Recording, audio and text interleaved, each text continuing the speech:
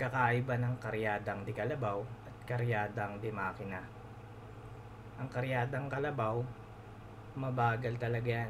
Nakikita nyo naman kung paano maglakad ang mga kalabaw. Wala pang karga yan. Ang isang kalabaw na may karitela, kakarga lang yan ng 10 hanggang 12 kaban. Depende sa timbang. Pag nakakamado na sila ng buhat nilang palay, magre-rest uli yung mga kalabaw. May cool down yan, 5 to 10 minutes. Maliligo sa ilog o kaya dyan sa gilid ng irigasyon kung may tubig. Yan ang cycle ng karyada ng kalabaw. Mabagal man pero may usapan ng mga nagre-reaper dito at mga may-ari ng kalabaw na parang hati sila sa kita para mayroon naman silang hanap buhay din. Pero bibihirang lugar na lang siguro yun dito. Karamihan kasi gusto mabilisan na eh. Kaya nawawala na din to.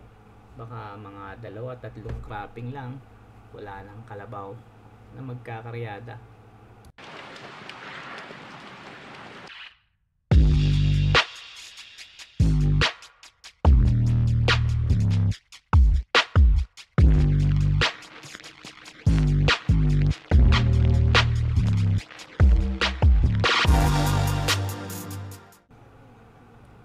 Samantalang itong dimakina, nagkakaryadang dimakina, ano din to eh, reaper din, Kubota DC70. Kinonvert lang nila.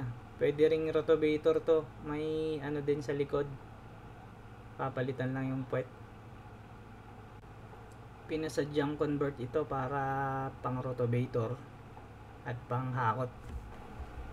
Magkasunod lang na matatapos ang reaper tsaka etong karyada, kasi sumusunod lang to eh sa reaper. Kung natalian na yung sako, pubuhatin na, sasakay na, sabay lang o mahuli ng konti, napakabilis matapos. Yun lang po, maraming salamat.